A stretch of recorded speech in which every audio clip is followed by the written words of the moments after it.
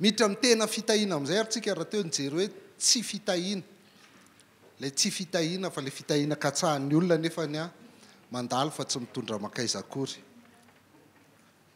miresaka an'io moa zany ny Genesis toko faharoa folo andiny voalohany ka hatramin'ny fahatelo ny tena ngeza indrindra tena miresaka be an'io anisany fa maromaro izy rehefa avy eo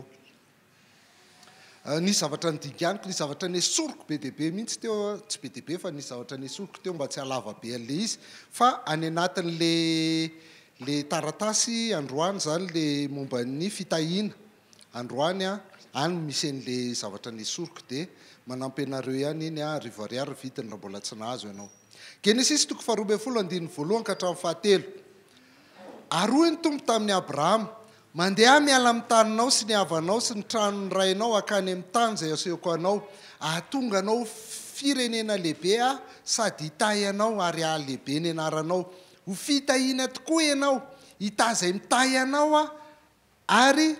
fa anozony izay manozona aminao no hitahiana ny firenena rehetra ambonin'ny tany averiko ihany ary rehefa eo amin'ny andalana anankiray ka misy teny miverimberina dia zava-dehibe io teny io izay matoa averimberina ka eto a dia averina hitahy anao a ho fitahiana tokoa ianao hitazay amin'ny baibolinareo izy hoe hitazay manisy soa anao a fa mbola baraka koa ny tenenany azy eto dika zany azotsika dika hoe hitazay mitahy anao a ankasitraka zay mankasitraka anao a anozony zay manozona aminao no hitahiana ny firenena rehetra ambonin'ny tany inona ny dika an'io fitahiana averimberina io eto a dia fifanekena ny fanaovan'Andriamanitra tamin'ny Abrahama io fifanekena io ao anatin'io fifanekena io dia reto avy le fitahiana izay omenany i Abrahama voalohany miala amin'ny taninao sy ny havanao sy ny tranorainao akany amin'ny tany izay asehoko anao ny fitahiana voalohany ho an'ny Abrahama zany tao anatin'io fanekena io dia izao hoe tany aloha voalohany indrindra tany miala amin'ny tany dia omeko tany ianao faharoa ahatonga anao ho firenena lehibe a zay koa zany fanekena ny fanaovana Abrahama sy Andriamanitra jereo fa eto tsisy zavatra nangatahany Abrahama tsy niteny mihitsy Abrahama teto raha mamaky baibolinareo hatrany amin'ny toko farak ambin'ny folo a tsy mbola niteny mihitsy Abrahama hatreto mbola tsisy zavatra nitenen'ny Abrahama tonga dia Andriamanitra nanao inisiativa voalohany zay le fahasoavana tany a dia avy eo firenena ataoko lasa firenena lehibe ianao le tenen'io amin'io olona mbola tsy niteraka nefa 20 taona mahery ataoko firenena lehibe ianao dia fahatelo ny tenany hitahy anao a sy ahalehibe ny anaranao izy manokana mihitsy a dia tahian'Andriamanitra ary farany a aminao no hitahiana ny firenena rehetra ambonin'ny tany mahazo koa zany ny firenena rehetra ambonin'ny tany mankasitrahan'Andriamanitra noho ny amin'ny i Abrahama dia eto zany tsy le firenena resahany akory tsy le taranaka Abrahama rehetra tsy zay mihitsy le foko 12 tsy tompoko satria ny anaky 10 amin'ireo foko 12 ireo tsy hitanina lehany mandrakandroany tsy izy ireo raha reo ny malagasy dia mahamenatra be satria tsika le olona naren'Andriamanitra donc tsisy mahatsara an'izany fa ao amin'ny Kristy dia fa izy zay zany le fanekena misy famantarany fanekena io a dia inona famorana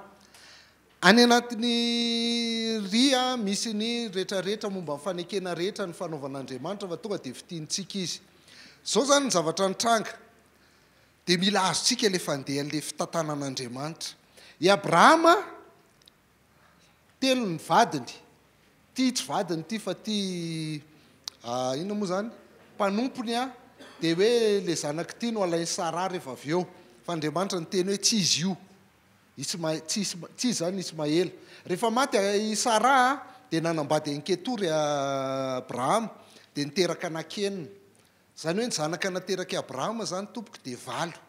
mila azontsika zany raha mamaky baibolitsika 9 ny zanaky Abrahama amin'izy 9 reo nefany a dia le ray ihany no tahiana nakasitrahan'Andriamanitra dia Isaka fa ny mavomavo rehetra tsisy nakasitrahan'Andriamanitra tsy miankina aminy zany Isaka indray niteraka kambana mbola tany kibo izy mirahalahy mbola tsy nanao ny tsara na ny ratsy dia efa nyteny Andriamanitra hoe nizokony anompony zandriny Jakoba nytiako fa Esau ny alako grave zany a Jakoba ihany nakasitran'Andriamanitra rehefa nandeha indray izy rehefa avy eo le fitahiana zany dia mitohy amin'iny dia mitohy amin'ity teraka 12 Jakoba 13 ambaky ny dina fa vehivavy iny moa dia tsy isaina dia reto le fokofolo le tany avaratra narian'Andriamanitra tsy izy tsony tsy isy afa-tsy ny Joda sy Benjamina sisa ny tavela ireo no antsoina hoe jiosy amin'izao fotoana izao tamin'ireo jiosy ireo ary dia mbola ty amin'ny fokony Joda ihany le izy raha atao zany ny safe le fitahian'Andriamanitra io olona zany le fitahian'Andriamanitra io dia izao ny fandehany ay ny Edomita moa zany avy amin'ny Esau Esau nanambady n'le andriana avy atao amin'ny Ismaela nanambady Egyptiana dia reto ny Arabo zay nanome ny Arabo dia tia ny Edomita reto tsisy izy ireny fa le fotsifotsy ihany zany ny tena jerentsika reo ihany le tena nitahian'Andriamanitra reo le nankasitrahan'Andriamanitra miena foana zany ny olona zay fidin'Andriamanitra someny n'le fitahiana tany amin'ny testameta taloha satria ohatry ny ahoana le fanekena ohatr'izao ny fanekena ny fanaovan'Andriamanitra tamin'ny voalohany izy nanao fanekena tamin'ny Noa nisy dia tay tato fa noho ny fotoana dia tsy vitantsika fa ny fanekena ny fanaovan'Andriamanitra tamin'ny Noa dia ho an'ny olombelona rehetra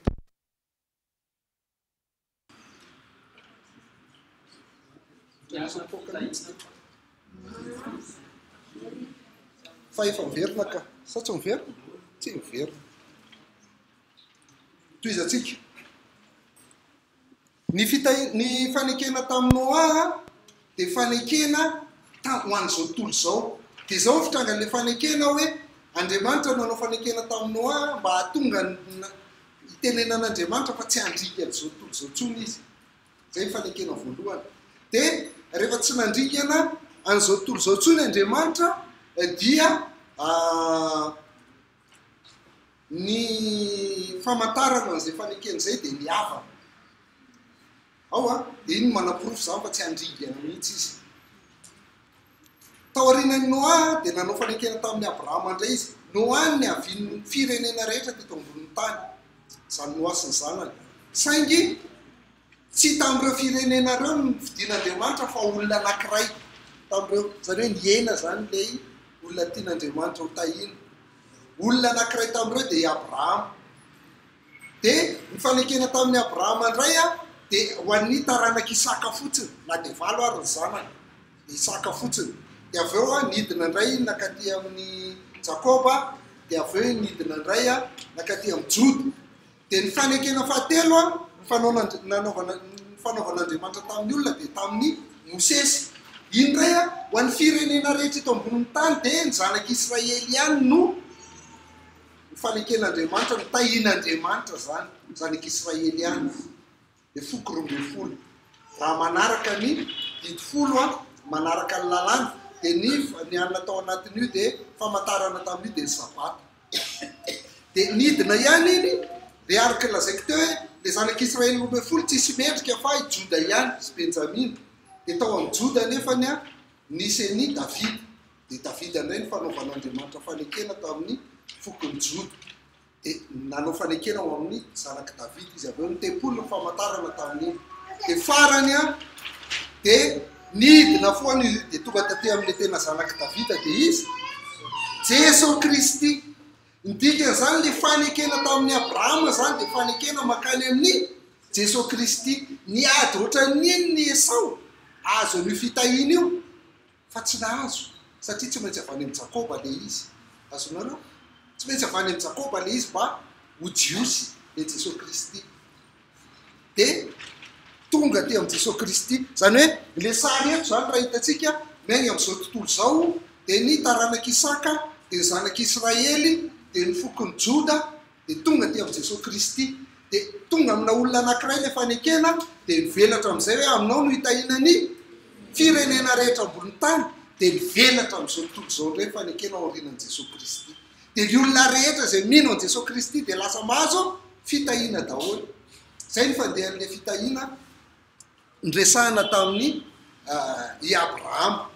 dia rehefa miteny izy zany hoe tany a dia sarin'le tany ny paoman'le tany zany dia Israely fa ny any an-danitra io. Rehefa miteny izy hoe firenena dia afa-ty amin'ny David zay. David le mpanjakan'le firenena fa sary Jesosy Kristy. Rehefa miteny izy hoe ny tenany dia Abrahama ny ray ny mpino efa hitantsika teo zay andinin'izay dia nyresaka finoana zay ny azahoana azy. Ary rehefa miteny izy hoe firenena rehetra dia fiangonana zay ny tiana tongavana. Ny famantarana ingeza be amin'ny fanekeny fanaovan'Andriamanitra sy ny olona zany dia ny azo fijaliana. Zay. Ny azo fijaliana ny famantarana ingeza be ary ny fitahiana ny tena izy tsy maintsy hitantsika eto ihany le saran'izay rehefa any amin'ny vidéo fa tsisy izy androany. Tena fitahiana zany dia famonjena ao amin'ny Jesosy Kristy. Zay le fitahiana ny resahana ny Abrahama naverina ibe tary amin'ny Apocalypse Genesis 2:12-13. Dia ny Apocalypse 5:5 dia miresaka an'izay tsara.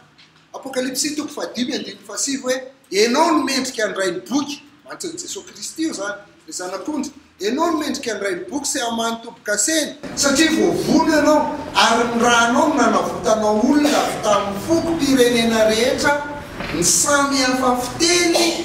ny olona ary ny firenena rehetra ho an'Andriamanitra. Tanana velatra amin'izay izy hoe aminao mitahiana ny firenena rehetra dia izay olona mino an Jesosy Kristy rehetra dia mahazo an'le famonjena noho ny rahany Jesosy Kristy. Efesianina 4:1-7 ahoana amin'izay zany tena fitahiana zany. Io zany tsika nahita fa ny tena fitahiana dia le famonjena ao amin'ny Jesosy Kristy. Zay ny tena fitahiana, le fitahianan'ny Abrahama. Dia eto koa izy manamafy vakitsika aloha isaorana ny Andriamanitra rain'i Jesosy Kristy tompontsika zay nitahantsika tao amin'ny Kristy amin'ny fitahim-panahy rehetra ny an-danitra araka ny fidianany antsika tao amin'ny fony mbola tsy ary fanorenana zao tontolo zao mba ho masina sady tsy misy tsiny eo anatrehany isika rehefa nitendreny raha teo amin'ny fitiavana mba ho azy amin'ny fananganananaka tamin'ny alalan'i Jesosy Kristy arak'izay akasitrahany fony mba ho fiderana ny voninahitry ny fahasoavany izay nanasoavany antsika maimaim-po natao amin'ny malalany. Ao amin'ny koa nananantsika fanavotana amin'ny alalan'ny rano dia ny famelana ny fahadisoantsika araky ny haren'ny fahasoavana izay natao be dia be ho antsika tamin'ny fahendrena sy ny fisainana rehetra. Nampafantariny antsika ny zava-miafina ny amin'ny sitrapony araka ny safidy izay nokasain'ny tenany mba tanterahany izany rehefa tonga ny fotoana voatendry ka nangonany ray ny zavatra rehetra na ny any an-danitra na ny ety-tany ho ambanin'ny mpitondra tokana dia Kristy. Tao amin'ny koa nandresantsika ny anjara lovantsika dia isika izay nitendrena mialoha araka ny fikasana izay mahefa ny zavatra rehetra araka ny sitraky ny fony mba ho fiderana ny voninahiny isika izay manana fanantenana ao amin'ny Kristy. Ao amin'ny koa ianareo rehefa renareo ny teny fahamarinana dia ny filazantsara izay mamonjy ianareo eny ao amin'ny koa ianareo rehefa nino ka nasiana tombo-kase amin'ny fanahy masina araka ny teny fikasana. Izany fanahy zany ny santatry ny lovantsika ho amin'ny fanavotana ny olona izay nalainy ho an'ny tenany mba ho fiderana ny voninahiny. Io andalany io zay tsisy azonareo mihitsy zavatra vakiko teona kely ary mara zasa tsy mara. Tena milay be nefa an'io. Tsy manam-potoantsika iandiniana azy betsaka fa meko andisy vitsivitsy fotsiny nareo mizara telo izy io. Frazy ray io amin'ny teny grika nandro ratam-poly azy fehezanteny ray fotsiny io. Fahatelo hatramin'ny 440. Fa mizara telo le izy ny voalohany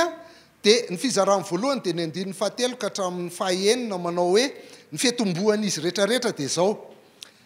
Isaorana ny ety zany le fitahiana, isaorana ny tahy fitahim-panahy rehetra. Io zany le isaorana. Andriamanitra rain'i Jesosy Kristy tompontsika. Ny andininy fahatelo ka hatramin'ny fahaenina zany miresaka ny Andriamanitra ray izy. Faranany io amin'le hoe ho fiderana ny voninahiny. Zay ny andininy tapany voalohany. Ny tapany faharoa dia ny andininy fahafito ka hatramin'ny 12 ty le bénédiction le fitahiana anankitelo. Dia ny faharoa andininy fahafito ao amin'ny ray teo Andriamanitra ray ny resahana tia ndray ao amin'ny Kristy faranany ihany hoe ho fiderana ny voninahiny. Fitahiana faharoa Andriamanitra ray Jesosy Kristy dia ny fitahiana fahatelo fanamasina ho fiderana ny voninahiny petraka tsara mihitsy fizarany ray zanaka fanamasina Andriamanitra tokana fa manana persona anankitelo tansay reo loharano-pitahiana antsika rehetrarehetra reo inona avy le fitahiana ary jerentsika neny Jesosy Kristy nen'Andriamanitra ray nen'Andriamanitra ray a dia ny voalohany a le fitahim-panahy rehetra ao anatiny a dia ny fidianany antsika tsy hiditra lalina amin'iny a satria iny deba foana zay tsy itiavan'ny olona sasany anahy ka zay nefa voasoratra ao anaty baiboly kenina ary ny azoko atao fa sarotra le izy ny fidianany antsika mba ho masina sady tsy misy tsinitsika ny faharoa dia nanendreny antsika raha teo vao mainka apiry raha vakina amin'ny teny frantsay io a dia gomin'ny sasany baiboliny fa amin'ny akapobeany tsy mamaky an'io ny olona dia Andriamanitra koa zany nifidy antsika izy talohany naharinana zao tontolo zao a dia efa nifidy antsika izy tsara ve zany sara tsy ho analo zany tena be mihitsiny e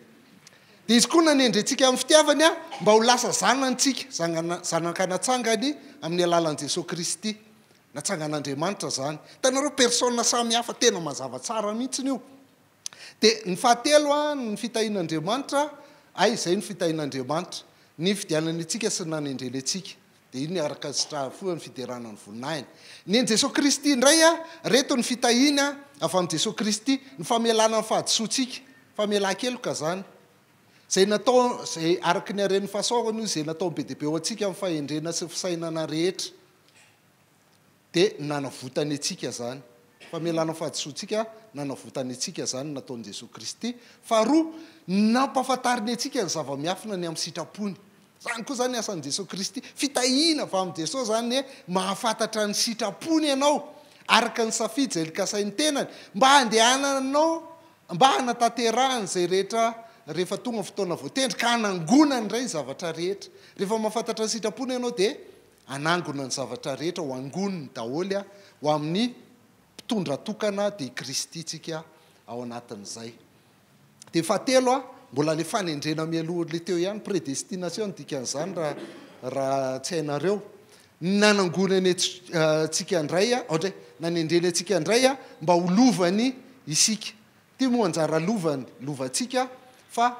le azahoantsika lova zany nanovany an'iny dia neny fanamasina indray a nanasiana tombo-kase antsika tao amin'ny fanamasina araka ny teny fikasana mba izany fanahy zany no santatry ny lovantsika mba ho santatry ny lovantsika averiko soratana amin'ny fiteniko izy rehefa avy eo zao zany le izy ny fitahiana avy amin'Andriamanitra ray tompoko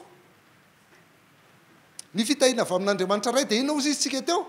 ny fidianany antsika mba hatonga antsika ho inona masina sy tsy misy tsiny eo anatrehany sika tsy omby le tsy misy tsiny dia nataoko hoe masina fotsiny fa ary izy misy ina koa ny fitahiana nataony ray nanendreny antsika mba ho tonga zanany amin'ny fananganananaka dia lasa zanaka tsika fitahiny zany fitahim-panahy an-danitra zany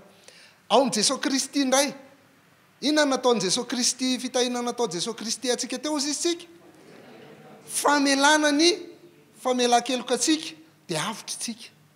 fanavotana zay ao amin'ny rahan'i Jesosy Kristy araka reo tsara fandehany dia inona koa faharoa tovy amity nanendreny atsika mialoha nangoniny aloha raso aloha nangoniny tsika dia lasa mainy sitrapony dia mitendreny mialoha tsika dia lasa lovany zay ne iny e rehefa tsy njarainao ohatr' zay izy dia misy tsika fa eo anelanelana eo izy mbola milaza izy hoe zay tiany any io le tsy vakitsika rehetra teo dia zay daholo lazainy hoe zay tiany any io ny ataony zay tiany any tsisy azonao idirana amin'izany zay le fitahiana zay mahafahasoavana ny fitahiana zay tiany any io ny fanamasina indray dia inona ozy izy tsika tombo-kasehan'ny fanamasina zay lasa santatra ny lovantsika ny fanamasina reo zany le fitahim-panahy ao amin'ny Kristy any an-danitra ho atsika avy amin'Andriamanitra ray avy amin'ny Jesosy Kristy avy amin'ny fanamasina fa reo dia mifantoka ao amin'ny Kristy tsy maintsy ao amin'ny Kristy ihany no azahoanareo azahoantsika an'ireo zavatra ireo ny ozina Galatiana toko fahatelo andininy fafolo ka hatramin'ny faefatra amby folo efa hitantsika kely teo ihany dia verenantsika izy. Dia jereo tsara fa ty dia mitovy tanteraka amin'ilay Deutéronomie toko fahavalo amby roapolo. Fa manazava fotsiny izy. Deutéronomie toko fahavalo amby roapolo zany paoma. Fa ty le tena izy. Raha tsy araka ao ny atao hoe paoma dia tsy dio ny sita gas MMB ireo rehetrarehetra ireo fa ho hitanao any zany. Fa tsy hiditra lalan'iny satria tsy manam-potoana tsontsika. Galatiana toko fahatelo andininy fafolo ka hatramin'ny faefatra amby folo. Izay rehetra fa amin'ny asan'ny lalàna dia mba amin'ny fanozonana. Fa voasoratra hoe voaozona izay rehetra tsy maharitra amin'ny fanatanterahana ny zavatra rehetra voasoratra ao amin'ny bokin'ny lalàna. Tadidinareo ilay nataoko teo ty ray manontolo. Raha vao tsy mahatanteraka an'io anao dia voaozona. Hita marimarina fa tsy misy olona marinina eo anatrehan'Andriamanitra amin'ny lalàna, fa ny marina amin'ny finoana no velona. Ary ny lalàna dia tsy avy amin'ny finoana fa izay mahatandrina izany no velona aminy. Kristy nanavitra antsika tamin'ny ozon'ny lalàna satria tonga voaozona monjy antsika izy, fa voasoratra hoe voaozona izay rehetra miantona amin'ny hazo, mba ho tonga mijentilisa ny fitahiana ny Abrahama ao amin'ny Kristy Jesosy, ary mba ho raisintsika amin'ny finoana ny teny fikasana ny amin'ny fanahy. Nandray ny resahana io. Dirantsika aloha le andininy fafolo. Io le mitovy amin'ilay Deutéronomie toko fahavalo amby roapolo hoe raha mihaino tsara ny feon'i Jehovah Andriamanitra ao ianao ka mitandrina anarak'izay didiny rehetra dia ho azonao zao fitahiana izao. Dia ity dia miteny an'izay koa hoe raha vao lalàna zany ny eritreretinao hoe anatanteraka lalàna ny azahoanao fitahiana dia tiany miandry anao eo ambany fanozonana ianao. Satria zao voasoratra hoe voaozona fito amby roapolo ty justa eo aloha kely le fahavalo amby roapolo. Asa raha hitantsika eo aloha kely le fahavalo amby roapolo tytsika io. Voaozona izay rehetra tsy maharitra amin'ny fanatanterahana ny zavatra rehetra voasoratra ao amin'ny bokin'ny lalàna. Raha ohatra zany ianao fitsaiko firy taona ianao zao, 20 taona, zay ngamba moyenne eto, any hoe mbola tanora zay zany. Dia tanorintsika. Dia nandritra ny ianao voateraka ka hatramin'ny faha 20 taona anao dia tsy nanota mihitsy ianao fa natanteraka lalàna. Tamin'ny faha 20 taona anao anniversaire anao dia ianao mandeha pince kely fa mba 22 ans fa mba dia nanao ny adalàna rehetra ianao. Dia tsisy dikany daholy zavatra rehetra voatandrinao nandritra ny 20 taona. Dia le hoe maharitra ary ny zavatra rehetra ao amin'ny bokin'ny lalàna. Zay no mahatonga ny hoe hita maromaro tsy hisy olona marinina eo anatrehan'Andriamanitra amin'ny lalàna. Tsy possible mihitsy satria tsisy mahatandrina an'izany didiny rehetra zany. Hozy izy hoe lalàna tsy avy amin'ny finoana, izay mahatandrina ny lalàna no velona aminy. Kanefa tsy misy mahatandrina ny lalàna. Zao lazain'ny Jakoba toko faharoa andininy fafolo hoe na iza mitandrina ny lalàna rehetra, io le didiny rehetra lazainy teo, nefa diso amin'ny ray loha dia meloka amin'izy rehetra. Io zany tsisy hoe mba ty ray ity ihany angery tompo e. Non. Tonga dia fiu eo ambany fanozonana. Eo ambany fanozonana ianao. Tsisy tafavoaka mihitsy. Tsy maintsy voaozona. Dia toy izany avy eo hoe hita marimarina fa tsisy olona marinina eo anatrehan'Andriamanitra amin'ny lalàna, fa ny marina amin'ny finoana no velona. Verina ihany zany tsy maintsy finoana e. Zay le Deutéronomie toko fahavalo amby roapolo. Tsy maintsy finoana. Ary lalàna dia tsy avy amin'ny finoana fa izay mahatandrina izany no velona aminy, fa Kristy nanavitra antsika tamin'ny ozon'ny lalàna satria tonga voaozona monjy antsika izy, fa voasoratra hoe voaozona izay rehetra miantona amin'ny azo. Zay le nataon'ny Kristy zany mitondra ny ozona antsika. Ary zay mbola tsindrin'ny Isaia toko fahatelo amby 15 andininy fahaefatra sy fahadimy hoe tena le zavatra tokony hiatra amintsika, le zavatra ratsy rehetra tokony hiatra amintsika ny nentin'i Jesosy Kristy teo amin'ny hazo fijaliana, nitondra ny aretintsika tokoa izy, sady nivesatra ny fanaitainantsika. Kanjotsika dia nevitra azo nokapohana sy nasian'Andriamanitra ary napahoriana. Izy dia voalefina noho ny fahadisoantsika, noho izaha daholo na voan'i Jesosy Kristy teo amin'ny hazo fijaliana, no torotoroana noho ny helitsika, ny famaizana nahazoantsika fihavanana niatra taminy. Jereo teny nentin'i Jesosy daholo zavatra mafy ange zany nentiny teo amin'ny hazo fijaliana zany. isika rehetra samy efa nanisiny vily amin'ny lalantsika fa nataon'ny tompo niatra tamin'ny avokoa ny elontsika rehetra netiny daholo ny ozina rehetra amin'izao fotoan'izao manaraka dissertation na mpianatra ao amin'ny CFOA dissertation dia momba fanapahana ozina dia nanao enquête izy dia amina pasteur anankiray malaza be izay fatatsika dia izao nolazay le pasteur marina izany fa efa nentin'i Jesosy le izy fa ny ota amin'ny fanompo-tsampy kosa dia tsy maintsy mbola mitohy amin'ny taranaka 4 raha tsy tapahana inona daholo lazay ty nitondra ny arentsika vesatra fanaitainantsika ny kapohana napahoriana voaleo fahadisoantsika noho ny elontsika sasina daholo re tondra ny arentsika tokoa izy afa-tsy mifanompo-tsampy nivesatra fanaitainantsika izy afa-tsy mifanompo-tsampy ny hevitra azy hovonoana afa-tsy mifanompo-tsampy nasian'andriamanitra napahoriana afa-tsy mifanompo-tsampy zany famakinan'io Kristina navitra antsika tamin'ny oziny lalàna satria voaozina tonga voaozina monjy antsika izy fa voasoratra hoe voaozina izay rehetra miantona amin'ny azo nafatesany teo amin'ny azo fijaliana nitondra ny ozintsika na amin'ny lafininina na amin'ny lafininina raha mbola tsy mino ianao ny Korintianina 2:5-20 dia miteny an'izay hoe izay tsy nalala ota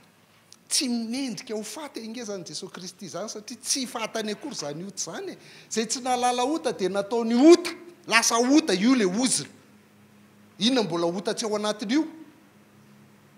nataony ota hamonjy antsika mba ho tonga fahamarinan'Andriamanitra lasa marintsika eo anatrehan'Andriamanitra na inona mitranga dikan'izany averintsika ihany amin'ilay fanekena ifanaovan'Andriamanitra sy ny olona ny famantarana dia ny azo fijaliana io Jesosy Kristy miantona amin'ny azo voaozina tondra ny ozina izay tokony hiatra tampoka ary ny fitahiana dia famonjena ao amin'ny Jesosy Kristy verina ihany izay zavatra izay ndao amin'izay tsy kiditra fanapahana ozina ary sao dia verinareo hoe tsy haiko le izy matoto heriko fa nino an'izany nareo tamin'ny fotoan'androny nino an'izany nareo ny Exodosy 20:15 no andraisan'ny olona an'io toizako amin'ny 9:9 le izy dia ho hitanareo fa ny 9:5 ny tena izy ao anatin'ny didi folo io ao anatin'ny didi folo io rehefa miteny izy hoe aza manao sarin-javatra voatsikotra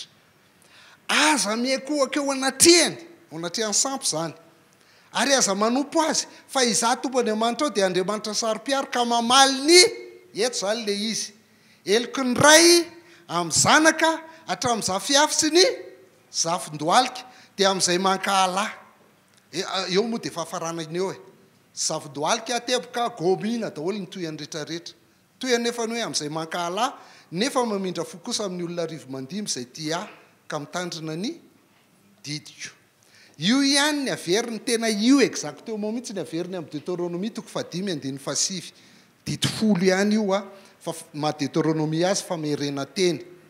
aza mikohaka eo anatrehany ary aza manompo azy fa izao tompo Andriamanitra ao dia Andriamanitra saro-piaro ka mamaly ny eloko ny ray amin'ny zanaka hatramin'ny zafiafy sy ny zafin-dohalika dia amin'izay mankahala nefa kosa mamindra fo amin'ny olona rivo mandimy izay tiaka mitandrina ny didiko fa mbola misy an'io fanotelony Exodosy 3:20-17 rehefa avy nanangana an'ilay omby lahy kely volamena iny ny zanak'Israely dia izao ny tenin'Andriamanitra tamin'ny Mosesy ary ny tompo dia nidina tao amin'ny rano rahona ka nijanona teo akaikiny dia nanonona ny anaran'ny tompo ny tompo nandalo teo anatrehany ka niantsoantso hoe Jehova Andriamanitra mamindra fo sy miantra maharo-po sady be famindrapo sy famarina mitahiry famindrapo ho an'ny olona rivo mandiby nefa mamela eloka fahadisoana ary fahotana kanefa tsy manamarina meloka fa mamaly ny eloko ny ray amin'ny zanaka sy ny zafy hatramin'ny zafiafy sy ny zafin-dohalika io zany le teneny dia toy foany zany ozy izy Nomero 4:7-7 koa ny fahatelo tia indray tamin'le rehefa nasainy ny safitany le mpisafitany 12 zany dia miverina ry zareo dia tsy nety niditra tany fa hoe Goliata be daholo ny ao anakita be dia tsy nety niditra dia izao ny tenenin'Andriamanitra maharo-po ny tompo sady be famindrapo mamela eloka sy fahadosoana kanefa tsy mety marina meloka fa mamaly ny eloko ny ray amin'ny zanaka hatramin'zafiafy sy ny zafindoalika avery foana dia zay le io amin'izay zany nandresana fampianarana ilazana hoe misy ozina na kristianina renao dia mijanona foana le ozina io ka ohatra hoe le fianakaviana anankiray a dia ny dadany a maty teo amin'ny talohan'ny fahadimapolo taonany a dia ny zanany rehetra koa avy eo talohan'ny fahadimapolo taonany daholo oziny zany matohatra zany ohatra hoe manao biziny ianao dia ninona ataonao mivarotra ianao manao inona tsy mety tafavoaka mihitsy oziny zany ohatra le dadanao mpisotro toaka dia anao koa mpisotro toaka zanakao pisotro toaka daholo nareo menakavy oziny zany saram-pianabadiana ny dadabe anareo dia saram-pianabadiana ny dadanareo sy mamanareo dia anao koa misaram-pianabadiana ny misaram-pianabadiana koa ny zanakao tsy de oziny zany dia zao ny lazainy teneniko ty fa malaza be heritina andrea malala vaony oloko hoe le izy inge marina raha amaly zany inge nareo dia zay lazainy baiboly fa ny zavatra hitako amin'ny fiainako aloha dia zao hoe marina foana io oziny io satria be dia be ny olona ohatr'izay ny dadany sy mamany ary tsika koa mahita ohatr'izany na ianao koa raha mety efa mieritreritra ny tranonareo dia mieritreritra ary dady oziny ohatr'izao koa aminay fandaovakitsika tsara izy gasy mahay mamaky baiboly ny eto dia ny baiboly vakitsika ny exodosy toko faharoapolo aloha vakitsika voalohany ozy izy hoe andriamanitra saro-piaro ozy izy zay mamaly ny eloko ny ray amin'ny zanaka hatramin'zafiafy sy zafindoalika dia izy io le lazainy mifindra amin'ny taranaka efatra ozy izy ny oziny ray dia tapahana zany mila tapahana zany zay ozina zay dia ny anapahana azy mila mifona ho amin'izany ny zanaka hoe mifona amin'ny fahotahan'ny dadanay mifona amin'ny fahotahan'ny dadabe anay dia mifona amin'ny fahotahan'ny mamanay dia mifona amin'ny fahotahan'ny dadabe an'ny dadamamanay sy ny dadan'ny dadanay dadabe anay dia dadabe an'ny inona koa zay zany mifona ohatr'izay tsy maintsy manao an'izay ianao zany zay vao tapaka io fa tsy maintsy tapahana le izy dia faharoa dia la délivrance spéciale manokana mihitsy ny ianao anapahana ny oziny io dia hitantsika fa malaza be zany amin'izao fotoana izao zay zany ny entiny zareo amahana le izy fa rehefa mamaky tsika dia misy en'ity hoe dia amin'izay mankala mamaly ny eloko ny ray amin'ny zanaka hatramin'zafia dia amin'izay mankahala ndao re amaky baiboly tsara ny dikany hoe amin'izay mankahala azy zany dia zao hoe zay mankahala azy rehetra dia hiaran'io valiany eloka daholy zao miatra io zany amin'izay manohy ny eloko ny ray aman-dreniny raha ohatra zany mbola mankahala an'Andriamanitra dia miatra amiko foana ilay eloka mamaly ny eloko ny ray dia miatra amiko koa le izy satria le miatra amin'iraiko satria za koa manao an'le ataony zay ny dikan'io fa raha ohatra ianao ka mitandrina ny didiny dia lasa tia manko tsy vakiana mihitsy ty dia mamindra fo amin'ny olona rivo mandiny indray izy raha ohatra ianao ka mitandrina ny didiny dia eto zany tsika efa mijery hoe inona ny dikan'le mitandrina ny didiny eo faharoa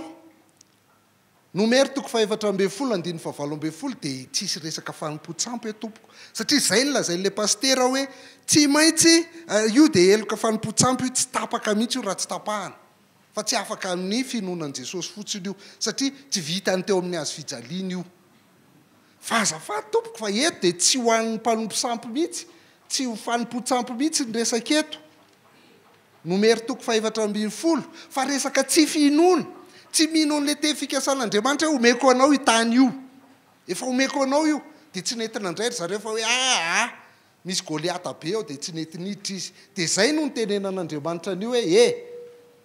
mamindra fonga izy sady mamela eloko azy fady fotsona fa zao hoe tsy mainty manamarina amin'ny eloko izy fa valiny ny eloko ny ray zanaka hatramin'zafiafy sy zafindoalika donc ny tsy finona rehetra zany dia mitombony io ary marina foana zany rehefa tsy mino anao dia eo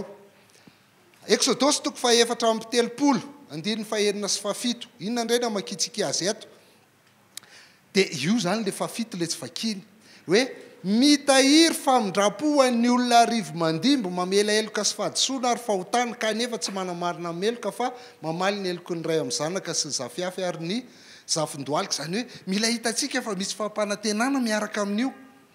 misy fampanantenana miaraka aminy inona le fampanantenana milaza any abeany famindrapon'andriamanitra misy fito ny toetra an'andriamanitra resahany eto ary toetra fito mamindra fo tompo ray ao a mamindra fo roa miantra ao telo maharim-po efatra be famindrapo sy famarinana ao a dimy be famindrapo dimy famarinana de ty mitahiry famindrapo le famitinana andreo enina mamela eloka fito mamela fahadisoana valo mamela fahotana valo mihitsy araka ile izy famindrapo ny verininy telo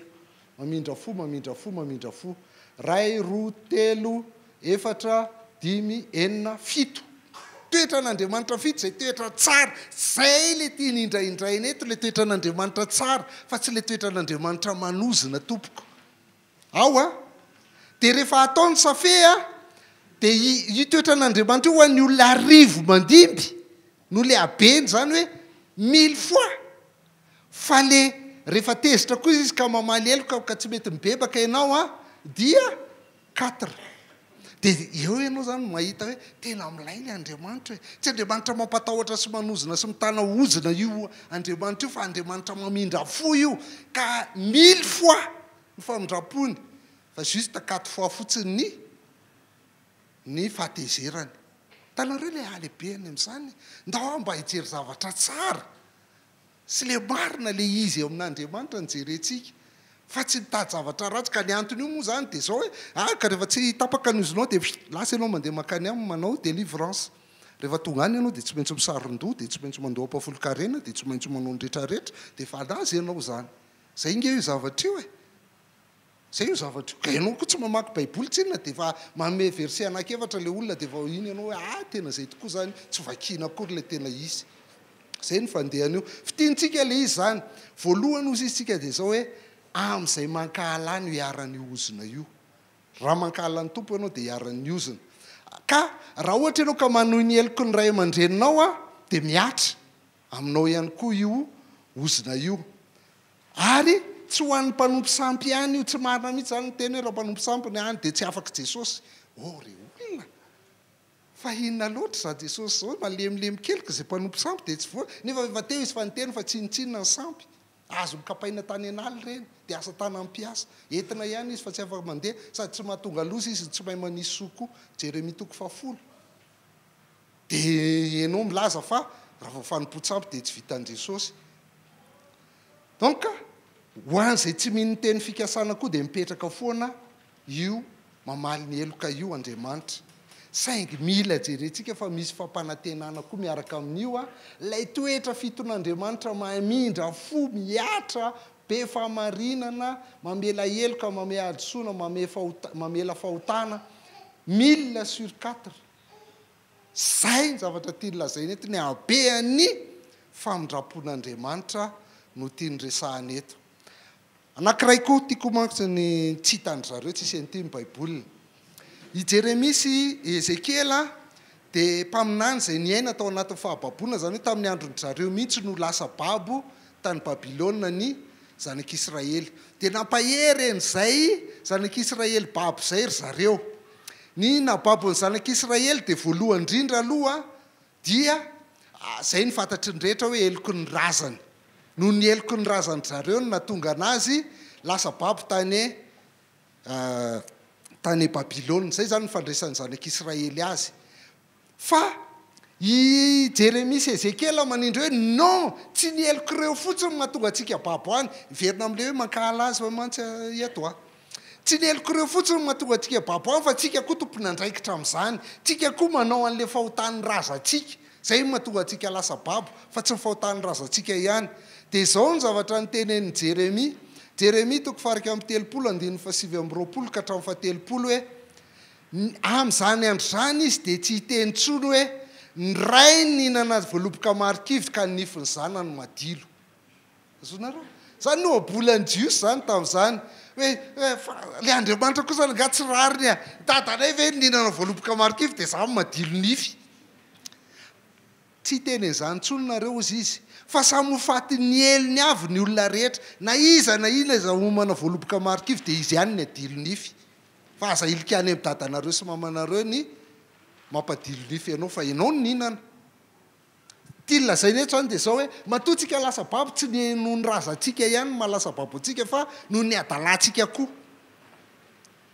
dia zay le natonga antsika ny teny teo hoe ho an'izay mankahala azy ohatra n'io mihitsy ny resahany Ezekela tovy contexte izy roalahy ny arany aina Ezekela 7:12-14 nahoana ny manao zao hoateny zao amin'ny tanin'ny Israely ianareo ny iray ny mihinana voaloboka marikivy ka nifiny zanany madilo raha velona koa ho ny tompo Andriamanitra dia tsy hisy hanaovanareo izany hoateny izany eo amin'ny Israely intsony indro any aina rehetra toy ny ain'ny ray dia toy izany koa ny ain'ny zanany samy ana reny ny olona zay manota no ho faty zay ny olona zay manota no faty matoa ianao tratra dia satria ianao manota matoa ianao tsy voavela heloka dia satria ianao tsy vita fihavanana tamin'Andriamanitra tsy nino n'ilay Jesosy Kristy mpamela heloka ianao zay dia satria tsy nety mibebaka nareo mahatonga anareo lasa babo tsy neloko ny razanareo ihany fa ianareo ny tsy nety mibebaka fa nanao ny fahotaniny ray aman-dreninareo ihany koa nareo dia hiaran'le izy zay le lazainy Deutéronomie 7:10 le hoe zay mankahala mamaly miariary ny fandringanana izay mandrafy azy fa tsy hitarehetra zany Andriamanitra zay mandrafy azy dia valiny miariary mihitsy ohatra koa ny andininy hoe ny ray dia tsy vonoina amin'ny ataon'ny zanany ary ny zanaka tsy vonoina amin'ny ataon'ny ray fa samy vonoina amin'ny fotany avy ny olona zay samy vonoina amin'ny fotany avy ny olona rehetra fa tsisy izany hoe ray aman-dreninao nanosapy dia ianao lasa tratrany ozina dia ianao ny tsy mahay manao bozina any dia tsy mipoka ny bozina loatra azainao fa ozina le izy no io le mila fahaizana io mila persévérance koa io ka manaraka ny ray aman-dreny ny resahany eto le ray aman-dreny ny resahany eto za Andriamanitra mamindra fo amin'ny taranaka maharivo madina fa tsy manamarina ny meloka fa mamaly ny eloko ny ray amin'ny zanaka sy ny zafy ary ny zafy avy sy zafy boaky le ray zany ny resahany hoe amaly io amin'ny zanakareo noho izany na izany ara dia zao tia lazaina dia zao hoe misy fiantraikany foana amin'ny taranaka ny ataonao sotra io reto tsy resaka oziny io fa resaka fitezana raha nitanao teo dadabe anareo voatsy mifanaraka tamin'ny bebe anareo dia saraka zay ny modely hitan'ny dadanareo sy mamanareo dia voatsy mifanaraka izy dia saraka zay ny modely hitanao tena lôzika be koa ianao fa voatsy mifanaraka nareo vady izy ianao reo tokoa hisaraka tsy nanana modely afa-tsy zany ianao ray aman-drenao dadabe anao fisotro toaka dadanao sy dadatoanao rehetra fisotro toaka zay foana ny ao an-trano isaky ny fety dia anao rery ve mba tsy higiaka dia misotro koa ianao dia iny modely hitazanako ao dia misotro koa izy lôzika be zany tompo lôzika be zany ka tsy oziny zany fa fitezana ary ny baiboly tompo dia tsy magie fa ny baiboly dia fitezana zany ny antsongatsika hoe mpianatra ka natao hianatra amin'ny soratra masintsika fa tsy natao hianatra amin'ny fanaony zao tontolo zao misy fiantraikan'le izy amin'ny taranaka fa na dia tsy mitondra fanameloana azy araka le fahitantsika teo hoe raha manao adisona ny ray aman-dreninao dia tsy ianao ny diso amin'izany fa raha manao ny adisona ianao dia diso amin'ny adisonao ianao na dia iny ary modelinao fa tsy ianao ny diso noho ny adisony na dia hiaran'ilay misy fiantraikany any aminao ary io zavatra io any mila azontsika fa zay io zavatra io matoa marina amin'ny expérience io rehefa tsy lazain'ny baiboly dia zavatra fa zany ny resahana azy tsy mpanao magie ny baiboly tompoko fa fitezana ary mbola tezaina koa ianao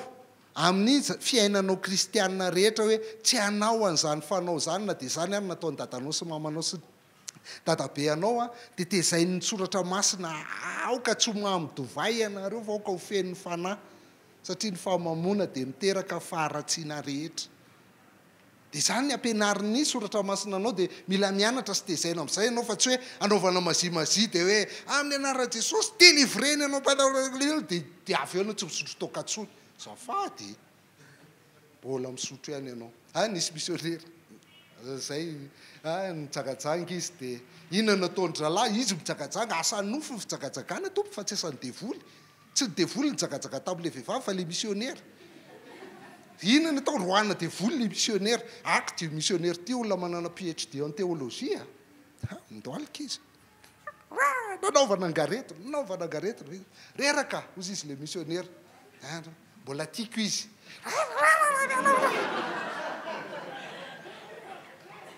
ty religiosité atsika ty tena asa nofo ny fitsagajangana de fibebahana ny andrasana aminy fa tsy roana amin'ny anaran'i Jesosy de averiko le ray aman-dreny zany nyresahany eto fa tsy le zanaka noho izany de diso adresy ny olona mangataka an'le zanaka ifona ho an'ny razany nefa le razana ny tenenina le ray aman-dreny ny tenenina hoe misy vetraka eny amin'ny zanaka ao zavatra ataonao io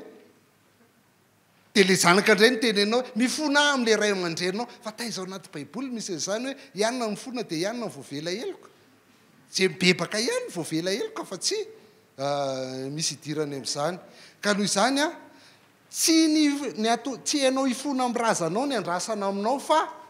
ny hainao hiala amin'ny fanao ny razanao ary manoro-hevitra amin'izany ny baiboly hoe ahoana ny ataonao elanao amin'ny fanao ny razanao io tsy tenenao fotsiny hoe oziny io de ataoko fa fahotany io mila elana ary zay ny nafatesan'i Jesosy Kristy teo amin'ny hazofijaliana ka ny bebahanao amin'io sy verenanao amin'i Jesosy Kristy zay no ny andrasan'Andriamanitra aminao satria izy ny afaka mitondra ny ozina rehetra ho atsika Jesosy Kristy no mitondra ny ozina rehetra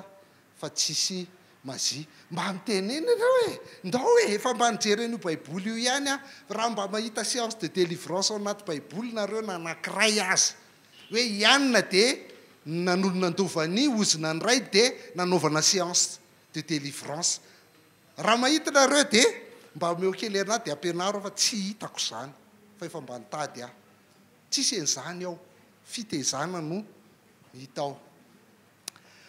verenantsika am'izay zany le galatiana raha mamarana azy tsika hoe Kristy nanavitra antsika tamin'ny oziny lalàna satria tonga voaozina monjy antsika izy fa voasoratra hoe voaoziny zay rehetra miantona amin'ny hazo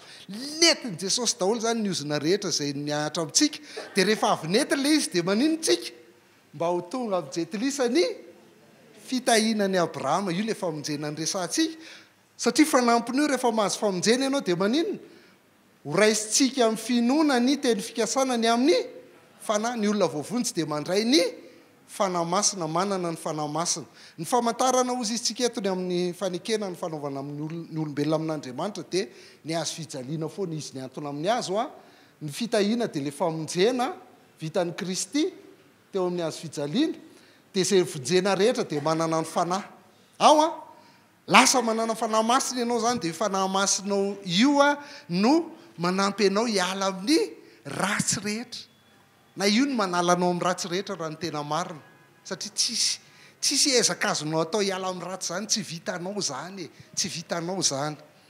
de zao nefa rehefa mandeha araka ny fanahy ianao de mahazo fitahiana jereo efa mahazo fitahiana ianao rehefa vovonjy fa raha mandeha araka ny fanahy ianao de mbola mahazo fitahiana ndre mandeha ndray inona avy ny fitahiana eto amin'izay zany tsika mamarana azy ny atao hoe fitahiana ny fitahiana tadiavin'ny olona de vola rehefa manambola mety falifaly rehefa manambola mety tiany olona rehefa manambola mety miadana rehefa manambola mety ho zao tsy zay ny tadiavin'ny olona fa fety tsy vola ny tadiava fa inona fitiavana ny tena tadiavin'ny olona fa tsy vola satria fata fa tsy mitondra amin'izany io fa ny olona be vola aloha be namany fa atao vilany nge volanao io raha misy hitanao ireo namanao reo raha re tsisy hitanao tsony reo satria tsy fitiavana tsy azahoana fitiavana ny vola ny tena tadiavin'ny olona fiadanana fifaliana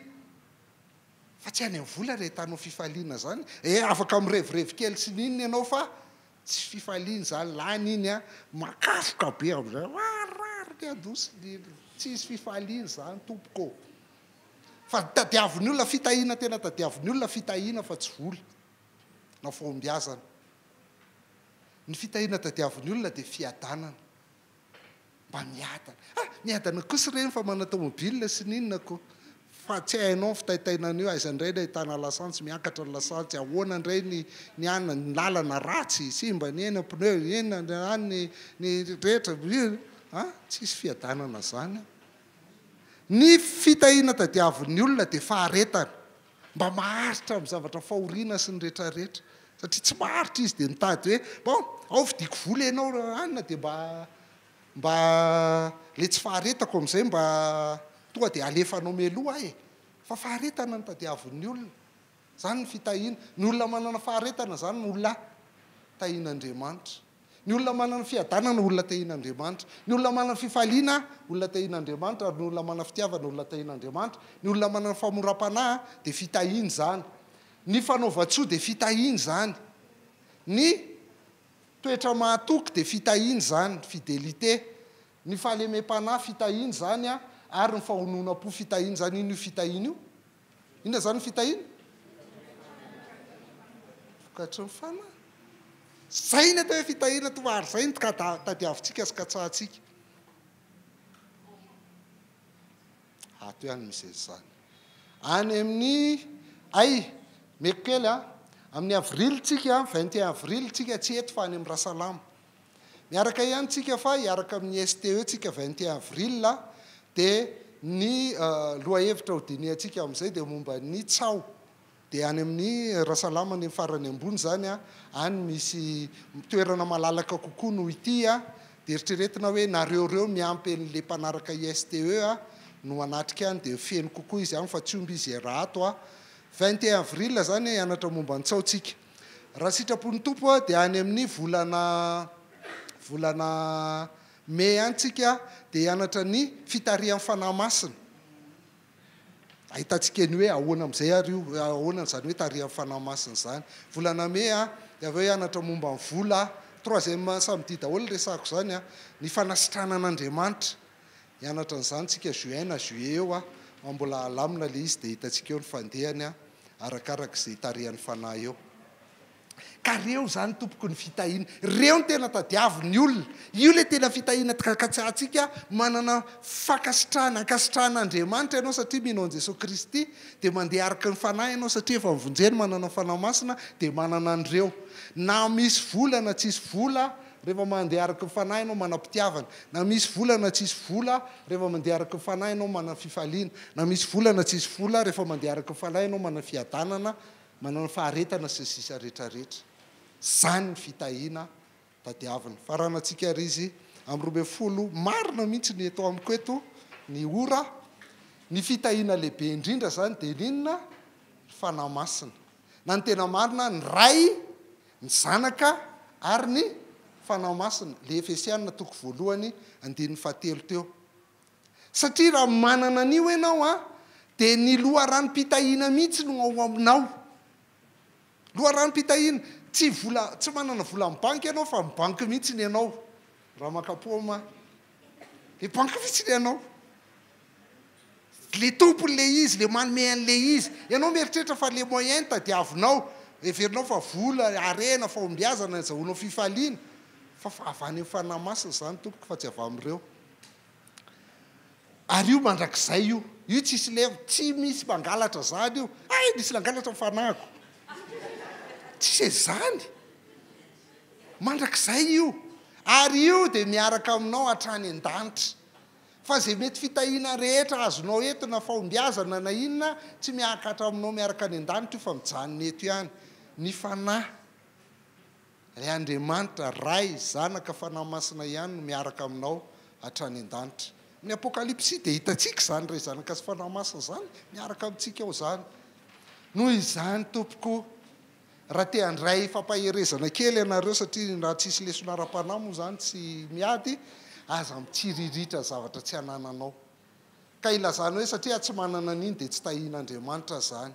tsy tompoko raha manana an jesosy kristy ianao manana famondrena ianao manana fanahy masina ianao mihinanao fa famatonao teo amin'ny azo fijaliana izy a dia efa manana ny zavatra rehetra ianao mahaiza mankasitraka satria ny fitahiana fa kasitrahana mahaiza mankasitraka amin'izay anananao a fa aza mitady izay tsy ananana zay ny atao hoe